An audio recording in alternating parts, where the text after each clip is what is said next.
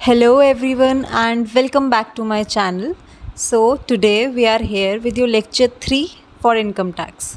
So I hope आप लोगों ने पहले के 2 लेक्चर्स इनकम टैक्स के देख लिए होंगे क्योंकि उसमें ना वो बेसिक कॉन्सेप्ट्स हैं जो आपके लिए ज़रूरी हैं समझने लेक्चर 3 को देखने से पहले। ठीक है, तो अगर कोई ऐसा है जिसने अब तक लेक्चर 1 और 2 कवर नहीं किया है, please go and cover your lectures from the income tax playlist, then you can come to the lecture number 3. All right, so let's start with today's lecture. This is your lecture number 3. This will be about the residential status. ठीक है, अभी जो residential status का concept है ना, ये काफ़ी important भी है आपके लिए. ठीक है, न्यूमेरिकल पोर्शन वाला भी है ये, प्लस ऑल्दो ये न्यूमेरिकल पोर्शन वाला कॉन्सेप्ट है, बट इसमें से भी ये मेजरली थ्योरी के फॉर्म में आता है आपके पास कि रेजिडेंशियल स्टेटस के रूल्स को एक्सप्लेन करें, उसकी कंडीशंस को एक्सप्लेन करें, तो इसको अच्छे से समझना. So let's start. As you can see that residential status comes under section number 6. अब इस फ्लो चार्ट के थ्रू आप ये समझो कि रेजिडेंशियल स्टेटस को हम कैसे कैसे डिवाइड करते हैं. सबसे पहले तो आपको याद होगा हमने पर्सन की डेफिनेशन पढ़ी थी, उसमें हमने 7 कैटेगरीज पढ़ी थी जिनको हम पर्सन रिगार्ड कर सकते हैं इनकम टैक्स के अंदर, जिनको हम पर्सन बोल सकते हैं. ठीक है, individual, HUF, firm, company, AOP, वो सब पढ़ा था. ठीक है, लेक्चर नंबर 2 में आपके. तो अब इसमें क्या है, रेजिडेंशियल स्टेटस को सबसे पहले इन्होंने डिवाइड किया है कि इंडिविजुअल और HUF को अलग और बाकी जो कैटेगरीज थी उनको एक साथ. तो जो इंडिविजुअल और HUF होते हैं हमारे, तो वो क्या क्या हो सकते हैं, वो रेजिडेंट हो सकते हैं, डीम्ड रेजिडेंट हो सकते हैं और नॉन रेजिडेंट हो सकते हैं. ठीक है, बट जो हमारी बाकी 5 कैटेगरीज हैं वो या तो रेजिडेंट होंगे या नॉन रेजिडेंट होंगे. बेसिकली जो डीम्ड रेजिडेंट का कॉन्सेप्ट है वो सिर्फ एक इंडिविजुअल ही एक डीम्ड रेजिडेंट बन सकता है. इसको हम आगे फर्दर लेक्चर में अपना कवर करेंगे कॉन्सेप्ट को. ठीक है, अब इसके बाद जो रेजिडेंट है उसको हम फर्दर क्लासीफाई करते हैं कि अगर एक इंडिविजुअल रेजिडेंट है तो फिर उसके बाद हम देखते हैं कि क्या वो ऑर्डिनरीली रेजिडेंट है या नॉट ऑर्डिनरीली रेजिडेंट है. तो इसकी आगे फर्दर कैटेगरीज बन जाती हैं ROR और RNOR. ROR means resident and ordinarily resident and RNOR means resident but not ordinarily resident. अब इस कॉन्सेप्ट को हम थोड़ा डिटेल में पढ़ते हैं. ठीक है, now you can C on the slide residential status of individuals, which says that an individual is said to be a resident of India in any previous year if he satisfies any one of the following basic conditions. Basically आपको 2 conditions दी हुई हैं जिनको हम basic conditions बोलते हैं. अगर इन दोनों में से कोई एक condition भी कोई satisfy कर रहा है तो उसको हम क्या बोल देते हैं, resident of India. ठीक है, अब 2 conditions देखते हैं कौन सी हैं. Firstly we have he has been in India for a period of 182 days or more in the previous year. ठीक है, बेसिकली वो इंडिया में रहा है कम से कम 182 डेज़ के लिए. ठीक है, second condition, he has been in India for at least 365 days during 4 years immediately preceding the previous year and in India for at least 60 days during the previous year. Basically इस condition में ना 2 आपके साथ में conditions club हो रही हैं. एक चीज़ तो ये कह रहे हैं कि जो प्रीवियस ईयर होगा उसमें 60 दिन रह रहा है वो इंडिया में, और जो प्रीवियस ईयर से पहले के जो 4 साल हैं उससे पिछले 4 साल उनमें वो कितना रह रहा है, 365 डेज़ इंडिया में रह रहा है. तो अगर वो ये दोनों चीज़ें फुलफ़िल कर रहा है तो भी हम उसे रेजिडेंट बोल सकते हैं. या तो वो 182 डेज़ वाला क्राइटेरिया फुलफ़िल करे या फिर ये वाला कि 60 डेज़ प्रीवियस ईयर में, 365 डेज़ पिछले 4 प्रीवियस ईयर से पिछले 4 सालों में रह रहा है. ठीक है, तो इन दोनों में से कोई भी एक कंडीशन सेटिस्फाई करेगा तो हम उसे रेजिडेंट बोल सकते हैं. अब इस केस में ना कुछ एक्सेप्शंस आते हैं आपके लिए. अब वो एक्सेप्शंस कौन से हैं, जैसे कि हमने अभी बोला कि इन दोनों में से कोई भी एक कंडीशन सेटिस्फाई कर दे तो हम उसे रेजिडेंट बोल देंगे. बट एक्सेप्शंस का मीनिंग मतलब क्या, ऐसी कौन सी कंडीशंस हैं जिन पर ये रूल अप्लाई नहीं होगा. ठीक है, तो ऐसी 2 कंडीशंस हैं जो हमें देखनी है.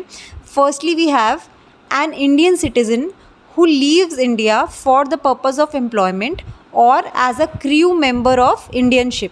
अगर कोई इंडियन सिटीज़न है वो इंडिया छोड़ के जा रहा है एम्प्लॉयमेंट पर्पज़ के लिए और एज क्रू मेंबर जा रहा है इंडियन शिप का, तो अगर उसे रेजिडेंट बुलवाना है खुद को तो उसे कंडीशन 1 फुलफ़िल करनी पड़ेगी. उसके पास सेकंड कंडीशन फुलफ़िल करने का चांस नहीं है. ठीक है, he needs to fulfil condition number 1 which says that he has to be in India for 182 days. उसे पहली वाली कंडीशन फुलफ़िल करनी पड़ेगी.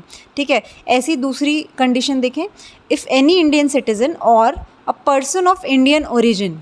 अब इंडियन ओरिजिन का मीनिंग क्या है, अ पर्सन ऑफ इंडियन ओरिजिन का मतलब ये है कि कोई ऐसा इंडिविजुअल जो या तो खुद या उसके पेरेंट्स या फिर उसके ग्रैंड पेरेंट्स, ठीक है, खुद या तो उसके पेरेंट्स या उसके ग्रैंड पेरेंट्स अनडिवाइडेड इंडिया में बॉर्न हुए हैं। अनडिवाइडेड इंडिया मीन्स जब तक इंडिया का बंटवारा नहीं हुआ था उस टाइम पे बॉर्न हुए हैं, या तो वो या उसके पेरेंट्स या फिर ग्रैंड पेरेंट्स, तो उसको बोल देते हैं हम a person of Indian origin.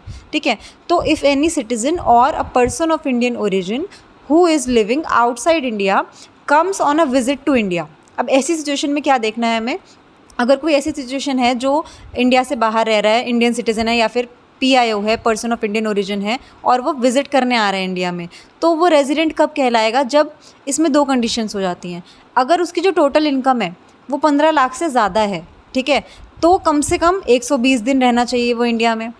और अगर उसकी टोटल इनकम 15 लाख तक है, अप टू 15 लाख है, देन टाइम पीरियड कितना चाहिए उसे रेजिडेंट बुलवाने के लिए, एटलीस्ट 182 डेज़, वही वाली फर्स्ट कंडीशन अप्लाई हो जाएगी। ठीक है, तो ये दो एक्सेप्शंस हैं जिसमें हमारा ऐसा नहीं है कि दोनों में से कोई भी सेटिस्फाई कर दे, एक स्पेसिफिक कंडीशन है, वही स्पेसिफाई उसे फुलफ़िल करनी पड़ेगी, तभी वो रेजिडेंट कहला पाएगा। ठीक है, ये आपकी एक्सेप्शंस हैं। अब इस चीज़ को ना थोड़ा सा ईजियर वे में हम फ्लो चार्ट के थ्रू समझते हैं। ठीक है, इससे आपका आंसर राइटिंग भी इजी होगा, थोड़ा सा आप याद भी रख पाओगे, मेमोराइज़ कर पाओगे कि कौन सी कंडीशंस कौन से डेज़ हमें कैसे याद रखने हैं। ठीक है, so let's see now look at this flow chart. अब इसमें ना क्वेश्चन के फॉर्म में रिप्रेजेंट किया गया है कंडीशंस को, तो थोड़ा सा आपके लिए समझने में इजी होगा। ठीक है, अब देखो सबसे पहला क्वेश्चन आपके पास है कि does the individual stage in India for at least 182 days. कम से कम 182 डेज़ रह रहा है अगर वो इंडिया में, तो हम क्या देखेंगे, यानी कि वो रेजिडेंट हो गया हमारे लिए।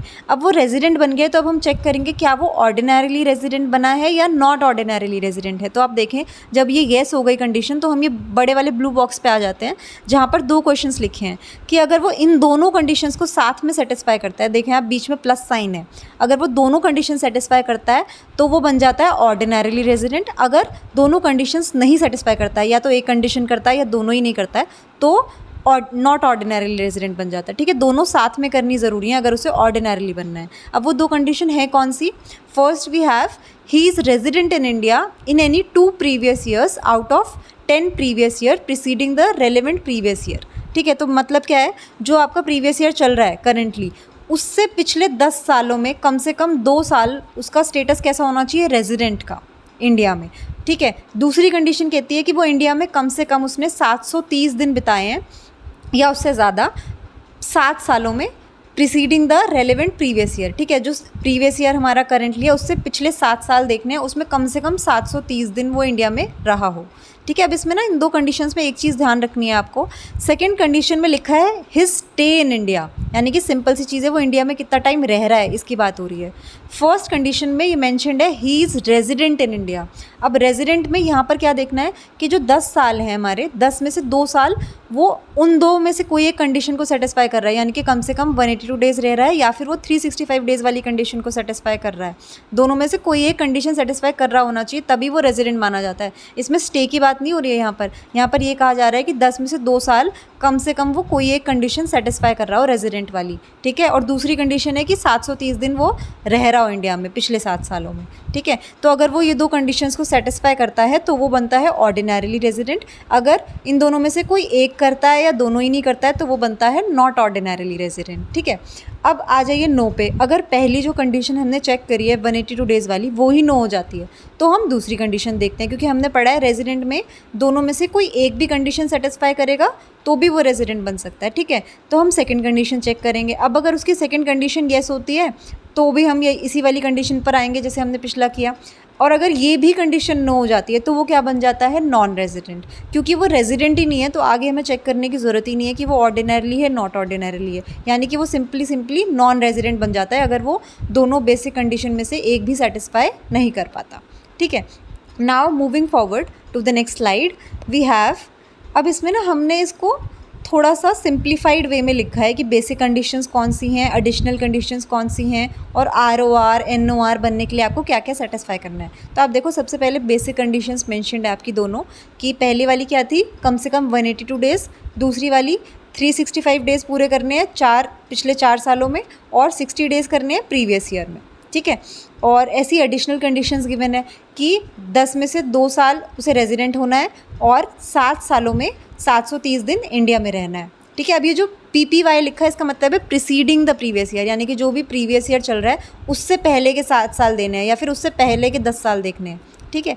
अब रूल्स देखो आप, फर्स्टली हम देख रहे हैं कि वो ऑर्डिनरीली रेजिडेंट कब बनेगा, जब कम से कम एक बेसिक कंडीशन सेटिस्फाई कर रहा है, बेसिक ऊपर लिखी है, ठीक है, यानी कि रेजिडेंट बन रहा है, प्लस दोनों एडिशनल कंडीशंस को सेटिस्फाई करता है, ये 2 आउट ऑफ 10 वाली और 730 डेज़ वाली, दोनों को सेटिस्फाई करता है, तब वो बनता है ऑर्डिनरीली रेजिडेंट। अगर RNOR की बात करें तो बेसिक कंडीशन सेटिस्फाई होनी चाहिए क्योंकि वो रेजिडेंट का स्टेटस एक्वायर कर रहा है, प्लस या तो एक एडिशनल कंडीशन कर रहा है या फिर कोई भी एडिशनल कंडीशन सेटिस्फाई नहीं कर रहा है, तो वो क्या बन जाएगा RNOR, ठीक है, क्योंकि दोनों सेटिस्फाई होना ज़रूरी है OR के लिए। लास्टली नॉन रेजिडेंट में हमें आगे देखनी ही नहीं है एडिशनल कंडीशन, सिर्फ बेसिक कंडीशन ही अगर उसने दोनों ही फुलफिल नहीं करी तो वो क्या बन जाता है नॉन रेजिडेंट, ठीक है। सिंपल सा कॉन्सेप्ट है, बस इसे आप फ्लो चार्ट को एक बार और ध्यान से पढ़ें, चाहे आप वीडियो दोबारा चला के देखो, बट इसको अच्छे से समझना कॉन्सेप्ट को, ठीक है। अब इसके बाद हमारे पास एक लास्ट कॉन्सेप्ट है डीम्ड रेजिडेंट का, जो आपने स्टार्टिंग में अभी फ्लो चार्ट के फॉर्म में देखा था, जिसमें हमने इंडिविजुअल और HUF को क्लासीफाई कर रखा था, ठीक है। अब डीम्ड रेजिडेंट का कॉन्सेप्ट आ जाता है आपका शॉर्ट क्वेश्चंस में, ठीक है, 5 मार्क्स में, 3 मार्क्स में, उस तरह से आ जाता है। तो डीम्ड रेजिडेंट को भी एक बार देख लेते हैं। So who is a deemed resident? Let's see, N Indian citizen having Indian source taxable income exceeding 15 lakh rupees during a relevant previous year will be deemed to be a resident of India only if he is not liable to pay any taxes in any other country. All right, so एक ऐसा Indian citizen जिसकी income कहाँ से generate हो रही है? India से, ठीक है, और इनकम कितनी है? 15 लाख से ज़्यादा है एक रेलिवेंट प्रीवियस ईयर में, उसको हम बोल सकते हैं या बोला जा सकता है deemed to be a resident of India. But कब?